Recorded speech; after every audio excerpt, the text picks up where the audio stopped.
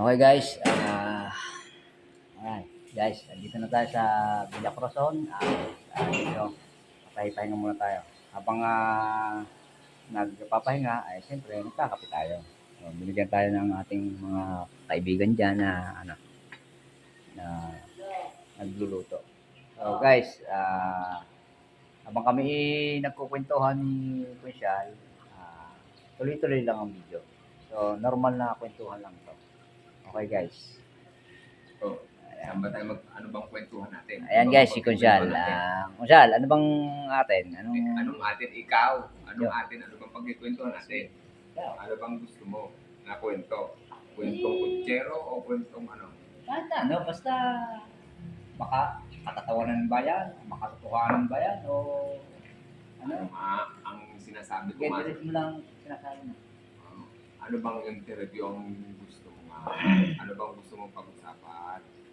Regarding siyempre, yung ating gustong pag-usapan, yung regarding sa mga ating mga nakikita na mga politiko na talaga namang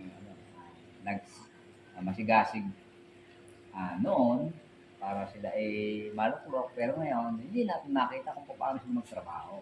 So, ibig sabihin, dito sa atin, sa lugar natin, sa Nasugbo, o sa barangay lang natin? Sa barangay lang ng Balay o sa ating sa ating bayan, sa bayan na Nasugbo syempre. Sa bayan ng Nasugbo? Siyempre, di ba? Makaraang butuhan.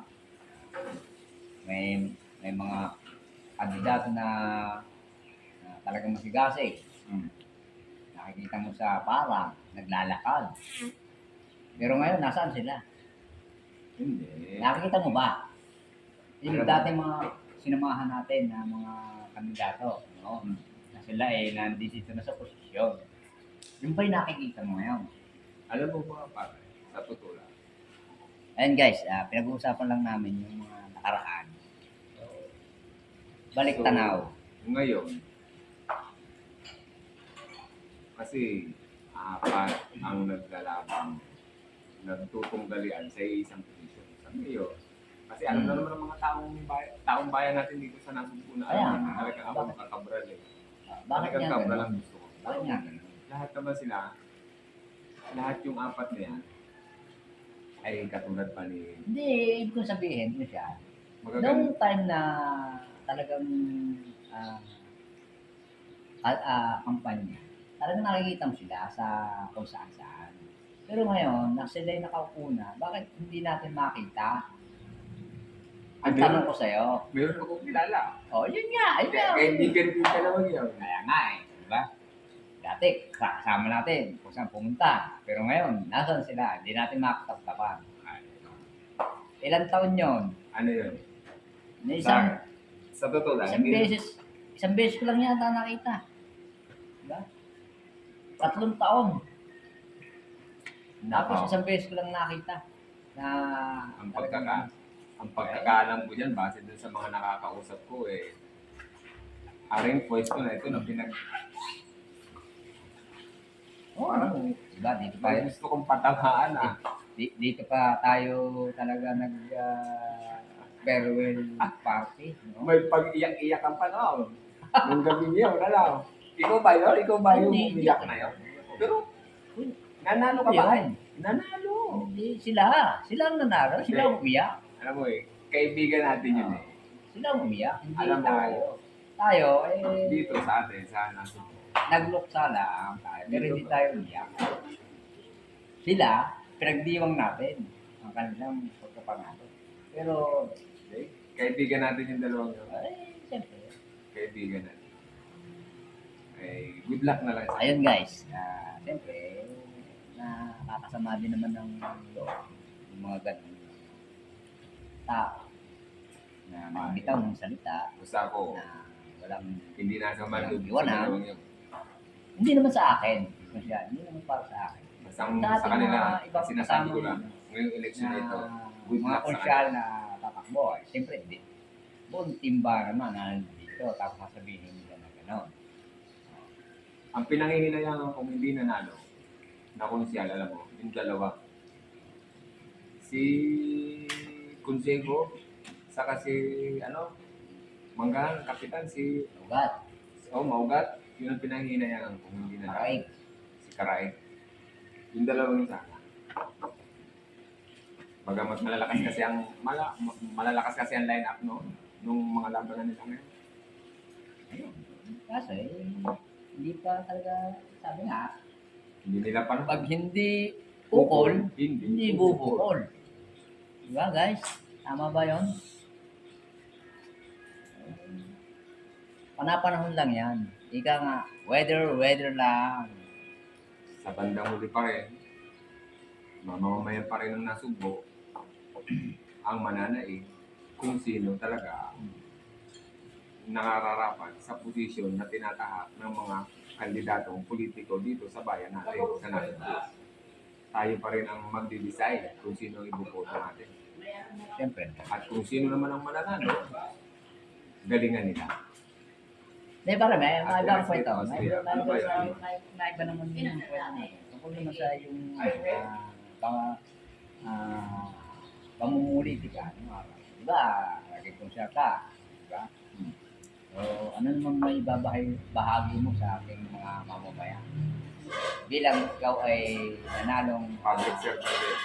kultural noong panahon na anong year ba yun? Oh, mga 2000, may 5 taon din ako nanungkol. 2015? Oh. Yun. So, ano naman ba papahalagan dyan? So, ayan guys, ano na to, parang ini-interview na rin siya. Siyempre, ano Doon naman, sa barangay natin, sa barangay natin. Balay-Balay-Tigil.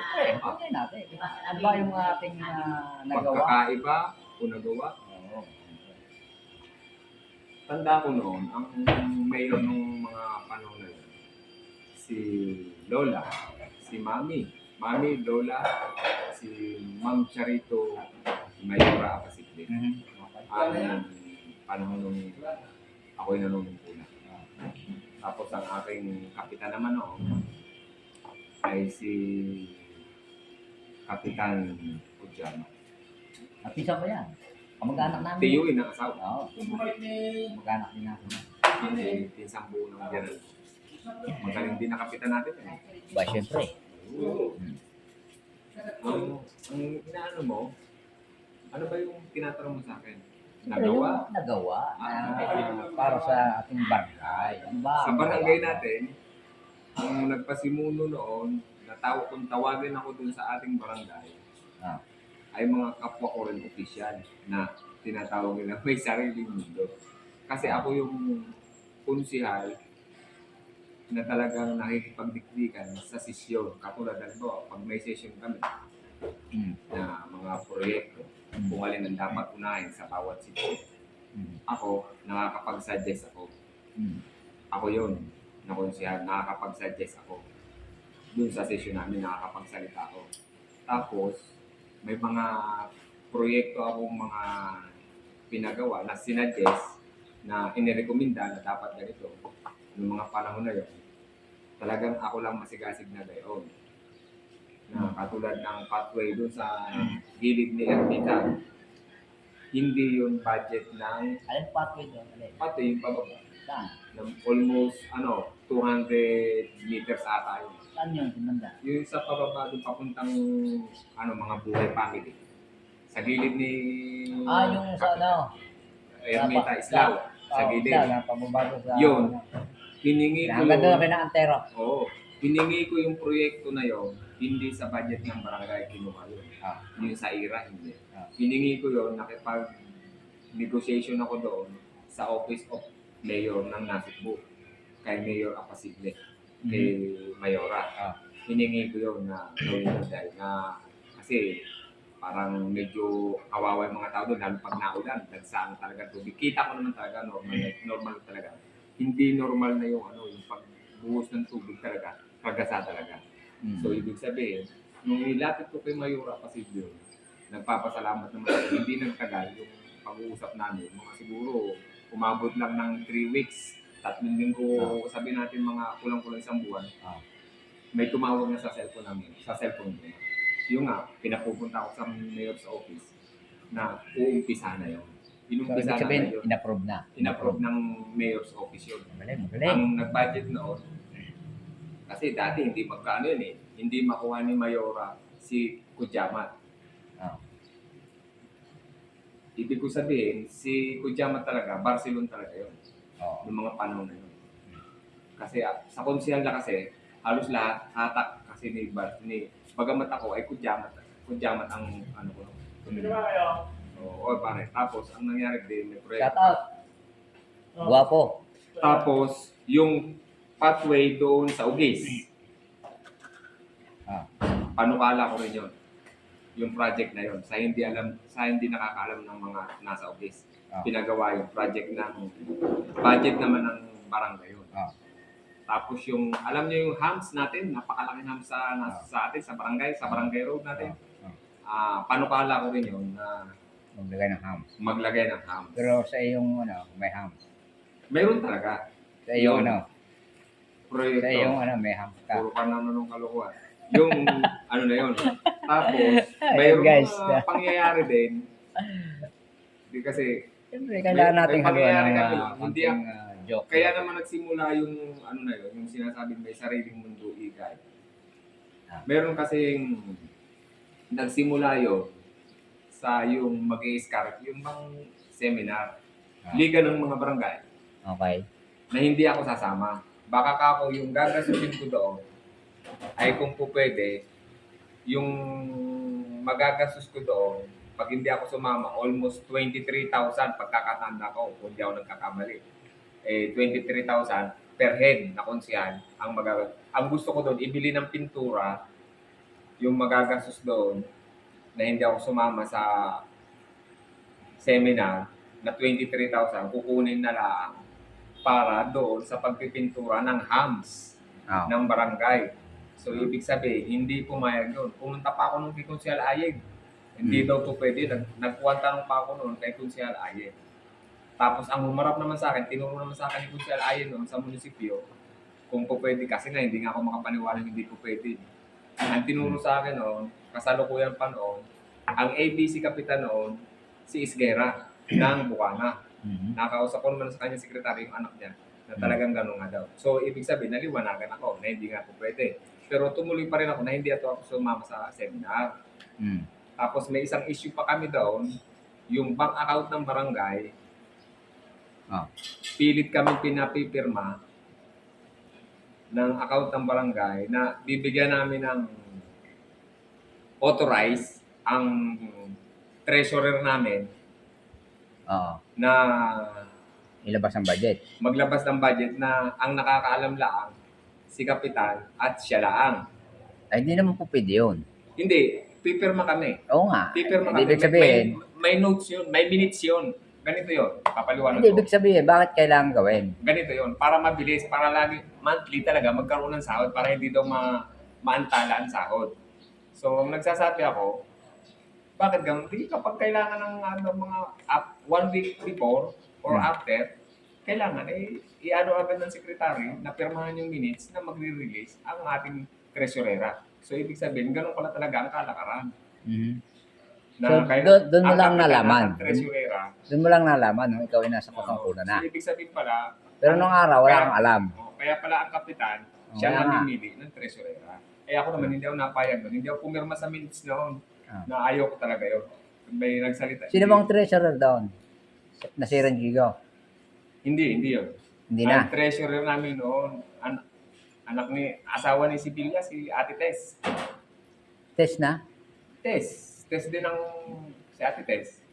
Asawa ni Dodi, Sibilia. Ay, oo. Masipag naman yun. So, naliwanagan din naman ako na kailangan pala talaga ay siyempre, ang layo naman, Batangas City. Pero sa isang banda, hindi pa rin ako nakapirma sa minis noon. Hanggang sa nagsimula noon, di sa session kami noon pare, sinabihan ako noon ng lola mo, kasalukuyang konsehal din noon. Kasi konsehal din ako. Lola? Si Iluminada Sal. Sabi sa akin, si Tia. Tiyahin mo. Sabi, di ibig sabihin Felipe, konsehal Felipe, ay hindi ka pinaghihinalaan mo ang ating konsehal, ang ating treasurer na nag-uumit, parang ganon. Ang sabi ko, hindi ako nagsabi niyan. Ikaw, Konsyala Iluminada. Ikaw ang nagsabi kako niyan. Ah. Ang akin lang kako, para ho ako nalalabuan kako ako. Bakit pwede naman kako yun na after isang linggo bago para mag-release para sa sahod ng tao. Napakalaking bagay nila ako. Kasi siyempre nga saka natin titirmahan. Ah. Kasi hindi natin alam kung anong mga lumalabas yung mga budget dumarating. Hmm. So, kaso, yun nga, may butuhan. Nananaig kayo. Mas Bakit nakakarap kayo. may time yata na parang hindi ka nakikipag sa mga kasamahan mo noong araw. Yun nga, sinasabi mo nga, may sarili kang mundo. Oh. So, ibig sabihin, ayaw mong makiisa. Oh, Parang kasi ganun ba? May Yung mga gusto mong pumasok gawin? na proyekto kasi Oo. na sa barangay. May mga proyekto kasi Oo. na kasi ang pagkakaalam mo kasi yung mga panahon na yun, Oo. halos ang nagdidesisyon na laan talaga sa amin Oo. ay ang barangay captain Oo. sa bawat proyekto mga pumapasok sa barangay. So, pasaan pa ba? At yung Ibig sabihin, parang sunod-sunuran na yung iba sa desisyon ni Kapitan. hayaan mo kaya nga ako muna magsalita. Hindi, ayun ang gusto Ayun, mong kaya nga. Pasasama shortcutin tayo na sa- lang natin. Ibinoto Mo- pa kayo ng mga tao. Dahil pa paligoy-ligoy eh. Wala nang- Sabihin natin, ang nasusunod, sabi mo, di ba? Ang Kapitan. Noong So, mga panahon na yun. Bakit? Wala silang programang mga nayano. Ibig nga sabihin, Pero sunod-sunuran lang yung ibang mga konsyal, Oo. maliban sa'yo na ayaw mo ng ganung panukala. Ayaw Kapitan. ng ganun. Kailangan, bilang konsyal ka, may naiisip kang programa sa bawat sityo ng iyong Bakit hindi barangay. mo sinuggest? Halimbawa, Yun na nga, kailangan meron kang... may Kasi programa. binoto ka ng tao eh. Ano bang Siyempre. pakinabang sa'yo ng tao? Hindi, ito nga ang tanong ko sa'yo. Diba? Siyempre, andiyan ka sa... Magkaibigan tayo. Oo, magkaibigan tayo. Ito ay kwentuhang Oo. kanto lang. Oo. Pero, Totoo. totoo yan. Oo. Ito nga ang tanong ko sa'yo. Diba? Bilang isang konsyal na may katungkulan, siyempre, meron kang obligasyon. Meron kang, anong tawag doon, na project. Oo. Kung ikaw man May inawakan ka. ano bang hawak mo? Departamento. Anong department yon? DPWH. Saka, DPWH. saka yung ang inawakan ko noon. Tugma doon sa aking proyekto kasi. Oh. Kasi tugma naman talaga naman doon. Pero Okay. sabi nga nila, ang nakakasakit lang ng loob yung mga panahon na yun. Kung alam lang ng mga kabarangay natin. Sa bagay ngayon pa rin, namulatan ka eh. Ngayon, narinig mo. Oh. Yung mga kabarangay natin, kung alam lang nila. Calling Oo. Mr. Velasco. Please proceed. The office of Wow. Yorme. Ayan. Kasi ako na ano ako noon eh. Nung kung alam lang nila ang mga pangyayari ng mga kabarangay natin. Sa bagay, ay sigurado na baka nanalo nga uli. Yun nga, mga pangyayari. Eh nung lumaban uli ako, ari naman, lumantak naman ang aking mga kamag-anak. Mga parang nasabo na rin ang utak. Mga kamag-anak ni Mrs. Hindi nila inalam kung bakit ako parang naagod sa administrasyon. Dahil hindi ko nga nagugustuhan yung pamamalakad. Bagamat, siyempre, kalas talaga ako. Hindi ko naman kinayayamutan. Ang kinayayamutan ko lang talaga sa aming administrasyon ng mga panahon na yun, yung mga kapwa ko kunsihan. Pero sa kapitan, wala akong magagawa doon kasi ang naiisip ko noon eh, mga konsyal na rin. Asa nalaan sa idea ng kapitan. Hindi sila marunong mag-isip ng kanilang Yung proyekto. programa, Programa nila. Kung Sa anong kanilang- gagawin, at kung sa ano ba magiging project nila. oo, sa kanilang, yung tax, yung Tas. sa kanilang departamento. Ah. May departamento clean and green. Yung paglilinis, ganun. Ah. May mga Wala silang ganun. May departamento ng peace and order. Oh. Ang ibig ko sabihin, meron kayong ikaw kung siya hawak mo yan, yung departamento na yan. Ah. Anong programa na nagagawa mo dyan? Yun ang gusto kong imulat doon sa mga kabarangay natin. Ay, hindi naman nangyayari. Binoto Parang yung hindi mga- naman nangyayari. Nanalo ka dahil marami kang kamag-anak. Kaya, Pero alam mo Hindi mo mga na kamag-anak ko kung anong nagawa mo. ibig sabihin, hindi niya nagagawa yung kanyang task bilang isang DPWH assign. Ikaw pare, doon lihitin mong taga-barangay ka, Oh. saka Liiti Montagnaro, doon ka pinanganak. Oh.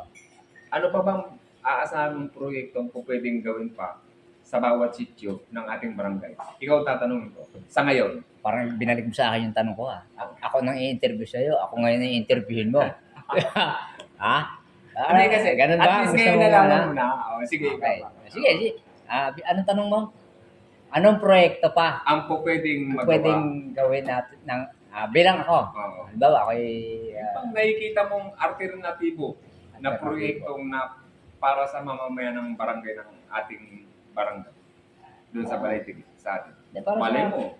okay. Para sa akin, kung halimbawa na ako'y halimbawa ako'y malukulok na isang kapitan. Anong loko-loko? Hindi, parang gusto mo agad palitan eh. Ikaw na. Hindi, anong nakikita mo bilang mamamayan? Ano, sa bawat sityo? Kung kahit sa isang sityo na lamang. De, unang-una, para sa akin, yung dump site na pwede natin bilhin, na pwedeng doon tayo magtapon ng basura. Bakit pa bibilin? Ikaw naman para ka namang ano. Oh, di ba? Magandang idea yan, pero ikaw naman, ikaw taong ari. Ano nga namang hingi natin yon? Kung pwede ka nga maging kapitan.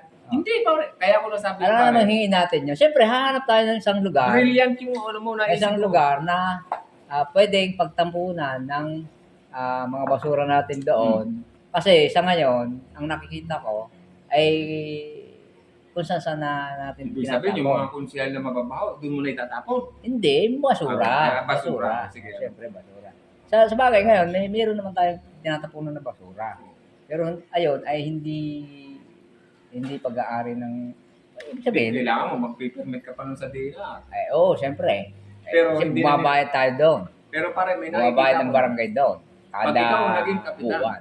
halimbawa na pag ikaw naging kapitan, pare, sana Malabo naman akong maging kapitan. mali mo naman ipagkaloob ng Panginoon sa iyo, sa iyong karera. Oh. Hindi malayo. Abay, yung naiisip mo na yan, masasabi kong Oh. natupad na, naganap na ang pinapangarap mo. Kasi, ang pamilya mo, doon sa ating barangay, meron ng dump site ang ating barangay ng basura. Oh, yun. Yung inyong lupain. Oh, yun.